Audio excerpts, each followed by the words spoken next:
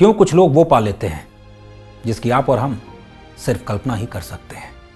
क्यों कुछ लोग वो ख्वाब देख लेते हैं जिनको हम बंद आंखों से भी नहीं देख सकते? क्यों कुछ लोग खुद को इतना बुलंद कर लेते हैं कि आप और हम शायद उस बुलंदी को देख दंग रह जाते हैं?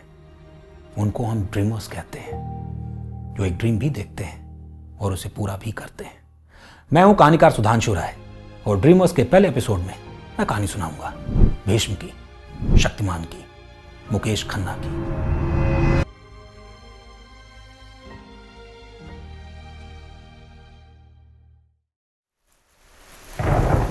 उस दिन बारिश कुछ ज्यादा हो रही थी। एक बड़े से घर के खुले से आंगन में बैठा एक छोटा बच्चा बूंदों को नीचे गिरता देख रहा था।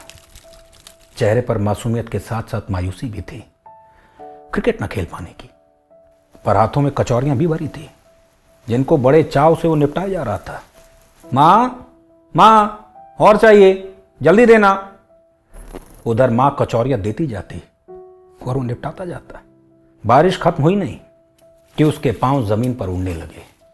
हवा में दोनों हाथों को लहराए वो बढ़ा, गेंद और बल्ले की दुनिया में फिर से कोलाहल कराने के लिए, दोस्तों संग जी आने के लिए। जहां उस बच्चे को क्रिकेट से इतना लगाव था कि सुबह से लेकर शाम तक उसके पांव थकते ही नहीं थे, वहीं उसे मैदान के किनारे लगे ठेले से सेव पूरी खाने का भी चाव था। अक्सर माँ का आंचल अपनी मुट्ठियों में भींचे वो अपनी ओर खींचता। माँ को समझ आ जाता। वो झट से एक डिब्बे से सिक्का निकालती और हवा में उछाल देती। वो खुश होकर कैच करता और रेल की तरह भागता कमरे से सीधे उस ठेले तक पहुंच जाता। बचपन में कितना मस्त मौला होता है। कहते हैं जो अपना बचपन सच में जीता है वही जिंदगी के मायनों को समझ भी पाता है। खेल से जुड़ा वो लड़का जहां गेंदबाजी में अव्वल था, वहीं साइंस का भी शौकीन था। और जब बात आई क्रिकेट और साइंस के बीच, तो उसने साइंस को चुना। कहते हैं ना, नियति जब आपके लिए कुछ लिख कर रखती है तो आपके प्लान्स धरे के धरे रह जाते हैं। उस बच्चे को भी नहीं पता था उसके अंदर एक कलाकार जीने लगा था। अक्सर जब वो फिल्में देख कर आता तो अपने दोस्तों को ऐसे सुनाता जैसे हर पात्र को जीकर आया हो। घोड़ा तेजी से दौड़ता आगे बढ़ा, गोलियां चारों तरफ से दाएं दाएं चल रही थी। डिशका डिशका। धूल इतनी थी कि कुछ दिख भी नहीं रहा था। तुम अब चारों ओर से घिर चुके हो, यहां से बचकर निकल पाना मुश्किल है। और फिर डाकू ने कलाबाजी ली और पत्थरों के बीच से गोलीबारी करता निकल गया। हर कोई उसके अभिनय को ऐसे देखता मानो वो बच्चा पूरी फिल्म ही उन्हें दिखा देगा। कभी कभी तो वो इब्ने सफी की जासूसी दुनिया का कर्नल विनोद बनकर स्कूल के कॉरिडोर्स में ऐसे घूमता जैसे कोई खुफिया स्पाई उनके स्कूल की इंफॉर्मेशन लीक कर रहा और उसे उद्धर तक पहुंचेगा। वो बच्चा कोई और नहीं बल्कि मुकेश खन्ना थे। कहते हैं पूत के पांव पालने में नजर आ जाते हैं। कोई भी ये हरकतें देखकर साफ कह सकता था वो बच्चा यानी मुकेश खन्ना आगे चलकर अभिनय की दुनिया में कोई कीर्तिमान जरूर रचने वाला है। स्कूल की दहलीज लांघकर मुकेश यानी वो लड़का अब कॉलेज सेंट जेवियर्स में आ गया। हालांकि बीएससी में खुद को झोंक देने वाला मुकेश अक्सर ड्रामेटिक सोसाइटी द्वारा आयोजित प्ले को देखने जरूर जाता। एक कोने से वो स्टेज पर देखते कैसे खुद को लोग कैरेक्टर्स में बदल रहे हैं। विनोद मेहरा, कबीर बेदी, फारूक शेख और शबाना आजमी जैसे नाम स्टेज पर परफॉर्म करते, पर मुकेश के मन में कभी नहीं आया कि वो भी स्टेज पर अभिनय करे। पर एक प्ले उस लड़के के दिलो दिमाग पर छा गया, फारूक शेख का शिवाला। प्ले उन्हें सच में बेहद पसंद आया। अक्सर दोस्तों के बीच वो शिवाला की चर्चा करते, पर जानते तो हम सब हैं, तकदीर सही वक्त और सही लोगों का इंतजार करती है। कॉलेज खत्म हुआ और कुछ मार्क्स की कमी के चलते कानपुर में पोस्ट ग्रेजुएशन का एडमिशन रह गया। तय हुआ अगले साल एडमिशन लिया जाएगा। सिर्फ आधे मार्क्स की कमी रह गई थी। एक दिन घर पर मुकेश को बैठे उनके सबसे बड़े भाई जग्गी उन्हें ऊपर से नीचे तक निहार रहे थे। अरे तू अब पकोड़े तलना बंद कर दे। जग्गी की आवाज सुन मुकेश हैरान हो गए। अरे मैं कहां पकोड़े तलता हूं? अरे आवाज देख अपनी, पकोड़े तो निकल रहे हैं। थोड़ा डिक्शन और प्रोनाउंसिएशन पर ध्यान दे। बड़े भाई को उस दिन कुर्सी पर मुकेश नहीं बल्कि कल का सितारा नजर आया था।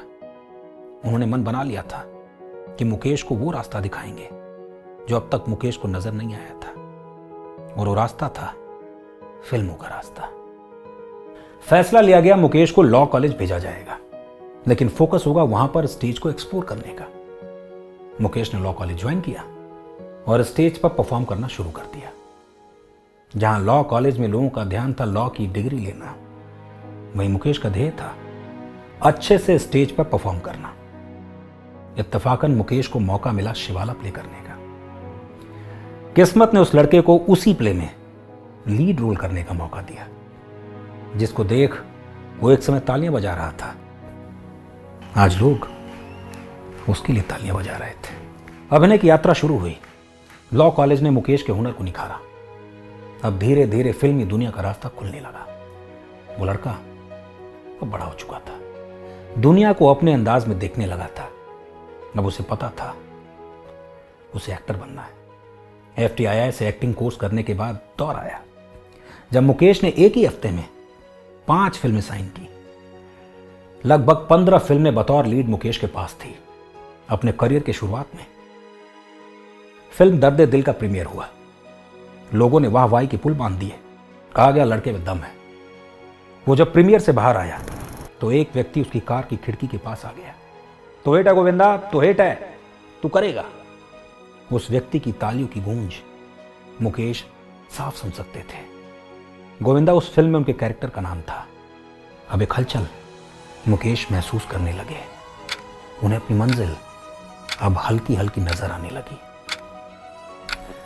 पर समय को कौन जानता है, फिल्म चली ही नहीं और आगे की फिल्में भी फ्लॉप हो गई।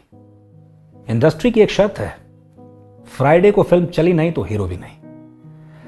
फ्लॉप होते हीरो को देख बाकी फिल्मों के प्रोड्यूसर्स ने भी अपनी फिल्में डब्बे में डाल दी। जहां मंजिल नजर आने लगी थी अब धुंधली होने लगी। लोगों की बातें अब साफ थी, फैक्ट्री ज्वाइन कर लेना ही ठीक होगा। फिल्मों ने मानो मूसा मोड़ लिया और मुकेश तन्हा अकेला अब खुद से ही द्वंद करने लगे। लगभग 2 साल वो सिर्फ एक ही काम करते। सुबह की ट्रेन से फैक्ट्री जाते, चाय पीते और शाम को लौट आते। कुछ लोग उनको ट्रेन में पहचान भी लेते, पर पूछने पर वो कह देते मैं मुकेश खन्ना नहीं हूं, उसका भाई हूं। इसी बीच उनके भाई जग्गी ने मुकेश की पहली फिल्म खूनी के 2 रील्स जाने माने फिल्म निर्माता यश चोपड़ा को दिखाई।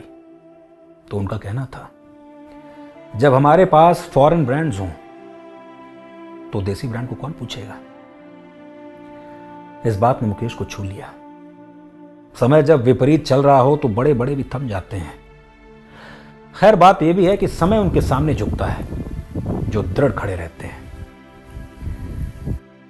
जब मैंने पूछा कि रोना आया उस समय, क्या कुछ ऐसे पल थे जब आपने खुद को कमजोर महसूस किया, तो मुकेश जी का कहना था बिल्कुल नहीं। यह सोच थी कि कोई फिल्म तो चलेगी। और फिर आया वो कॉल जिसने मुकेश की जिंदगी को वो रुख दिया जिसकी शायद उनको उम्मीद भी नहीं थी। गोफी पेंटल ने सूचना दी महाभारत बन रही है और कृष्ण, अर्जुन, कर्ण और भीष्म का रोल मिल सकता है। मुकेश को करना था अर्जुन और कर्ण का रोल, पर यहां भी नियति ने मुकेश के लिए वो चुना जो उनके लिए सही था, ना कि वो जो वो सोचते थे उनके लिए सही है। महाभारत के भीष्म पितामह ने पूरे भारत में दस्तक दी। लोगों ने अपना प्यार उन पर उड़ेल दिया। जहां मुकेश लगभग अभिनय से दूर होते दिख रहे थे, वहीं भीष्म के रोल ने उनको शीर्ष पर लाकर खड़ा कर दिया। पर जिसने उन्हें वो रास्ता दिखाया था वो उनको रास्ते पर चलता देख ही नहीं पाया। महाभारत के एयर होने से पहले ही उनके बड़े भाई जग्गी का निधन हो गया, पर जो तोहफा वो मुकेश को दे गए वो अब पूरे भारत को दिख रहा था। कुछ ही दिनों में मुकेश खन्ना वो नाम बन गया जो घर घर में बोला जाता था। जहां भी वो जाते उन्हें भीष्म कह के पुकारते। किरदार ने उन्हें नहीं, उन्होंने किरदार को चुन लिया था। समय बीता और मुकेश ने नए कीर्तिमान रचने शुरू कर दिए। जहां फिल्में रुकी नहीं रही थी, वहीं शक्तिमान ने मुकेश खन्ना को ऐसा ब्रांड बनाया जिसको लोग भूल ही नहीं पाएंगे। जो किरदार वो निभा गए, उनकी सच्चाई उनसे बेहतर शायद कोई नहीं निभा पाता।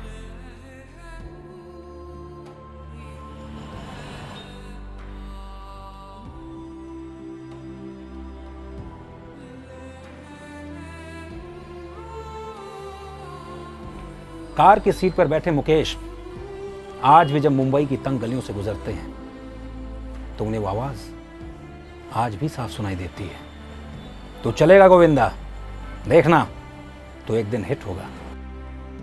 आज भी जब उनसे कोई पूछता है कि आप ही मुकेश खन्ना हैं, तो हल्के से मुस्कुरा लेते हैं और कहते हैं नहीं, मैं उनका भाई हूं।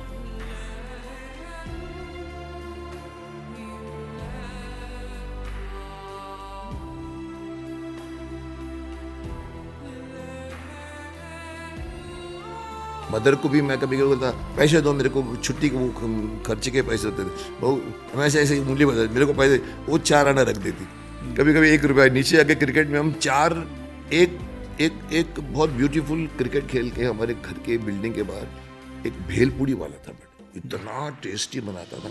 मेरी नज़र होती थी यहाँ करके वहाँ गए तो वो एक पूरी उसके अंदर 12 पूरियाँ रखता था, उसके ऊपर सेव पूरी जिसको बोलते हैं, और मैं खाता था। फिर बोलते एक और दो, तो 1 रुपये में 4 बार कभी कभी खाया था। इब्ने सफ़ी बीए की एक जासूसी दुनिया करके बहुत फेमस नॉवेल है जी, और उसमें कर्नल विनोद और बाले करके 2 है कैरेक्टर।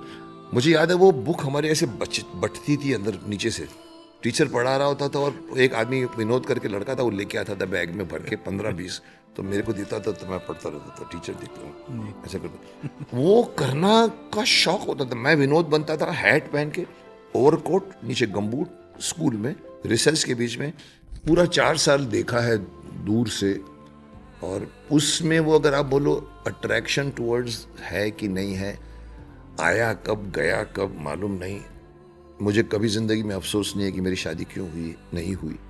लोग पूछते हैं, मैं बोलता देखो कहावत है कि ऐसी मिठाई है जो खाए पछता है, ना खाए तो पछता है। और आप साहब बोलूँ, मेरे को यहाँ लिखा हुआ, कई बार बोलते हैं आप मैं शादी के मैरिज के इंस्टीट्यूशन में औरों से ज़्यादा बिलीव करता हूँ। कई बार बोल चुका हूँ, आपको ही सुना दूँ। कौन बोलता है आज कि पत्नी को पतिव्रता होना चाहिए? सब बोलते हैं पत्नी पतिव्रता। कोई बोलता है कि पति को पत्नीव्रता होना चाहिए? नहीं सर, वो तो हम मर्द हैं साहब। अरे मर्द क्या होता है यार, आपकी शादी हुई है, 2 आत्माओं का मिलन होता है। मैं उस लेवल पे शादी को देखता हूँ। आज के लेवल में हम फॉरेन को फॉलो कर रहे हैं, अमेरिका में, जहाँ शादियाँ कम डाइवोर्स ज़्यादा होते हैं। चाहे ट्रम्प हो, चाहे बड़े से बड़ा एक्टर हो, 3 शादियाँ की थी, ये 3 शादियाँ क्या होती है? 11 बच्चे हैं उनकी, I love you, now I don't love you, and now I love this. ठीक है, उनकी ज़िंदगी की स्टाइल उनको इफेक्ट करती है। लड़की भी काम करती, लड़का भी काम करता है। हमारे यहाँ नहीं था, हमारे यहाँ माँ घर में काम करती थी, बाप फादर जाते थे। मैंने सेंट जेवियर्स कॉलेज देखा है उस ज़माने में। उस ज़माने में मैं दूर से देखता था। कबीर बेदी भी वहाँ पर, आई थिंक रवि चोपड़ा भी वहाँ पर, फारूक शेख वहाँ पर, शबाना आज़मी वहाँ पर, विनोद मेहरा वहाँ पर। मैं दूर से देखता था उनको, स्टेज का प्ले करते थे, पर मैं इंडल्ज नहीं हुआ। रवि चोपड़ा का फेमस सेंटेंस मेरे लिए था, मुकेश, मर्द वो होता है जिसके सबसे ज़्यादा अफेयर होते हैं। मैंने कहा उनकी मर्दानगी मतलब कितनी गर्लफ्रेंड्स हैं। और मेरे को वो हैरान होते थे कि मुकेश किसी से घूमता नहीं, कुछ भी नहीं करता। मैंने पूरी महाभारत कर डाली, 100 आर्टिस्ट। आप इमेजिन कर सकते हो कि कैसे कैसे बनी होगी उसमें एक मुकेश खन्ना।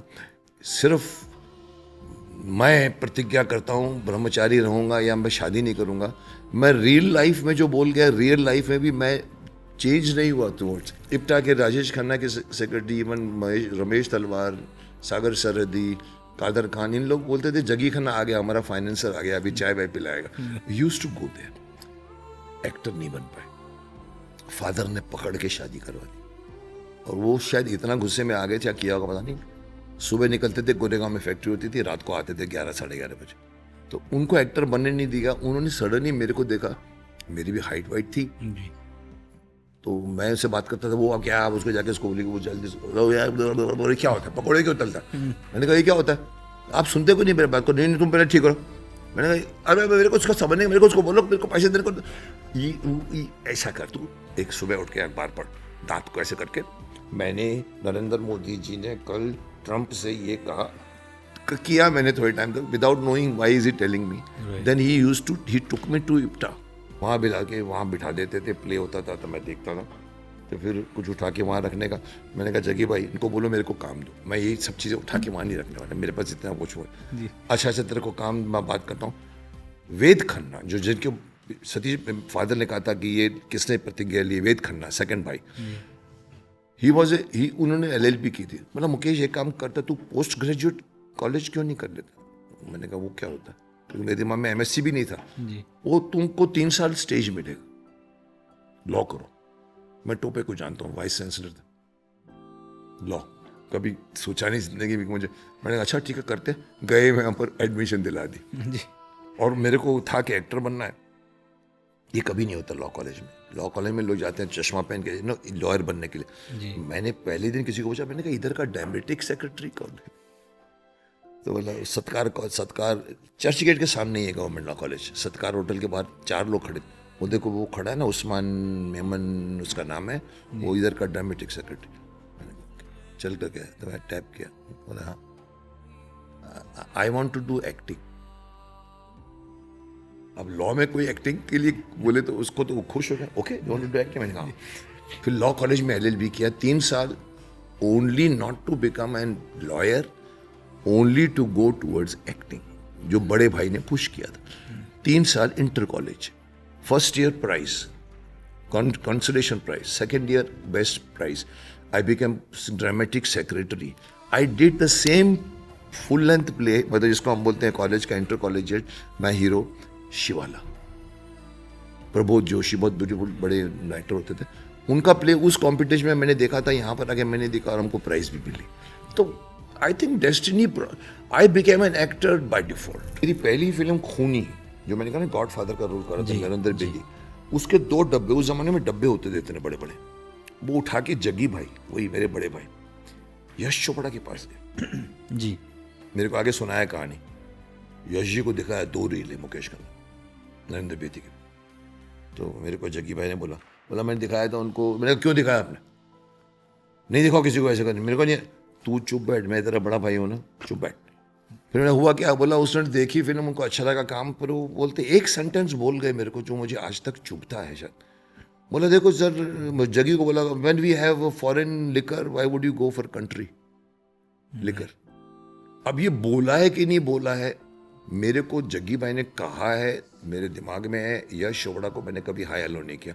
दर्दे दिल के प्रीमियर में सुपर थिएटर एकदम वो इलाके में है गरानपुर रोड के, पूरी फैमिली को लेके जब बाहर निकल रहे थे वो आए मेरे हाय हाय गोविंदा, उसमें गोविंदा नाम था, जैसे हम बाहर निकल रहे हाय हाय गोविंदा तू हिट है। मैंने कहा ओके थैंक यू। वही 2 साल के बाद में मुझे गोफी पेंटल ने फ़ोन किया, मुकेश हम महाभारत बना रहे हैं, क्योंकि he knew me through some ad, I did some dubbing for him, हमको लंबे लोग चाहिए, करोगे? मैंने कहा अरे मेरा तो पेट सब्जेक्ट, क्या दोगे? मैं दूंगा आपको अपना अर्जुन, कर्ण, भीष्म या कृष्ण। मैंने कहा okay, all are the best roles, और मुझे अर्जुन करना था। और देखो उसी भाई साहब की मैं आपको बता दूं, टू एंड दिस टॉपिक, भाई साहब Jaggi Khanna died at the age of 52 और 55, I don't know, before watching Mahabharat. मुझे अफसोस होता है, I am known for my dialogues. Mahabharat के 50 डायलॉग मेरे को स्टेज पे बोलने पड़े। जग्गी खन्ना टेलिंग मी तू पकौड़े तलता है, उनको कितनी खुशी होती है अगर वो देखते कि वो बेचारे महाभारत के पहले उनकी हार्ट अटैक में। ये मुझे कभी कभी अफसोस होता है, जिन्होंने मुझे एक्टर बनाया वो मेरे को नहीं देख पाए, मेरी फ्लॉप फिल्में देखी। महाभारत के पहले मैंने रूही, वक्त के शहजादे, कैप्टन बैरी, दर्द दिल, 15 फिल्में एज हीरो की थी जो चली। उन्होंने वो मेरा वो फेस देखा, चीजें बोलती है जल्दी कर तेरी बस आ रही है। मैंने कहा हमारा सुपर हीरो तो कोई नहीं, तो आई डिस्कस्ड, हमारा कोई बनाता नहीं, और हम लोगों ने वो चीज़ हिट हो गई सडनली। और पहली बार हमने कोशिश की, पहला एपिसोड बनाने में 11 दिन लगे हमको, और लेकिन वो बना तो वो आइकॉनिक हो गया। मतलब देन और इसके पहले मैं आपको एक और इंटरेस्टिंग बात बताऊं, महाभारत की इमेज इतनी स्ट्रांग थी, मतलब चली कितने सालों से। मुझे चोपड़ा साहब ने एक बार कहा, Mukesh you will not be able to break the Bhishma Pitamah image. Gufi भी बैठा था, मेरा डायरेक्टर दिनकर जानी भी बैठा था, हम मिलने गए थे। अब मुंह से निकला मेरे या उसके, वी विल ट्राई। और सचमुच सर वो भीष्म पितामह की इमेज के बाद आज मेरा शक्तिमान का image as powerful as Bhishma Pitamah. बड़ों के लिए पितामह, छोटों के लिए शक्तिमान करके 2 इमेज में लिटरली जीता हूं मैं। तो शक्तिमान ऐसा रोल बन गया कि और तो नहीं किया, but then the whole India was mesmerised. मतलब होल बच्चों की कहानियाँ आती है। एक तो बोलता मैं पाइप से उतर कर 3 माले से स्कूल की बाथरूम से भागता था शनिवार को देखने को। मैं जो बोलता हूँ वो मीन करता हूँ, इसलिए शायद लोग मेरी बातें सुनते हैं। मैं किसी को धोखा देने की बात जिंदगी में नहीं आई कि चलो इसको बिठा देते और मैं खड़ा हो जाता हूँ। तो I think one can say that कि भले एक्टर अच्छा है कि नहीं अच्छा है, आदमी अच्छा है। मैंने किसी को एक बार कहा था, मैंने कहा देख तेरे को हमारी इंडस्ट्री में क्या होता है ना, सब लोग ऐसे होते हैं ना कि खड़े होंगे ना ग्रुप में, राजेश खन्ना से लेके आज तक सभी एक्टरों का एक ही कहानी है, तुसी ग्रेट हो पपे पपे, तुसी ग्रेट हो, चीयर्स। लेकिन अगर आप एक ग्रुप में खड़े हैं और आपको किसी ने कह दिया कि सर तुसी तो बहुत क्या कमाल है सर, क्या एक्टिंग किया, क्या महाभारत, क्या भीष्म, नहीं हो किसने, चले गए 5 कदम और पीछे से किसी ने कहा साला चोर है, आपने कुछ नहीं कमाया। आपकी पीठ के पीछे कोई तारीफ करता है तो वो कमाई, क्योंकि वो आप ऊपर लेकर जाओगे, आप करोड़ों रुपए ऊपर लेके नहीं जाओगे। बोला हमारी इंडस्ट्री में जेब में हाथ नहीं जाता किसी के भी, और तुमने दिया। मैंने कहा यार मुझे इसमें कोई बुराई नहीं लगती, मर रहा है बेचारा कोरोना में, उसको इमीडिएट जरूरत है यार, हो सकता है चीटिंग भी कर रहा हूँ, कोई लोग इम्पोज भी करते हैं, अरे सर बहुत ज़रूरत, लेकिन मैं सोचता हूँ यार अगर जिसको ज़रूरत है और नहीं मिली तो मर जाएगा। ये है मुकेश खन्ना, सिंपल आदमी है, आप उसको इजीली चीट कर सकते हो। जैसे मैंने कहा इमोशन में लाके आप पैसे ले सकते हो। पर किसी ने मुझे कॉम्प्लीमेंट दिया बैठ के मेरे सामने, मुकेश तुम्हारी इमेज, तुम ऐसे हो ना, कोई तुम्हें चीट भी नहीं करना चाहे। जो आदमी 15 मिनट में नींद करने में सो जाता है, उससे बड़ा अमीर आदमी इंडिया में दुनिया में कोई नहीं।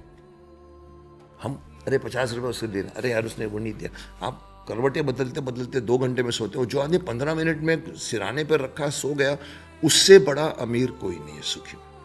मैं उसमें बिलीव करता हूँ। I know may be stupid, I don't no.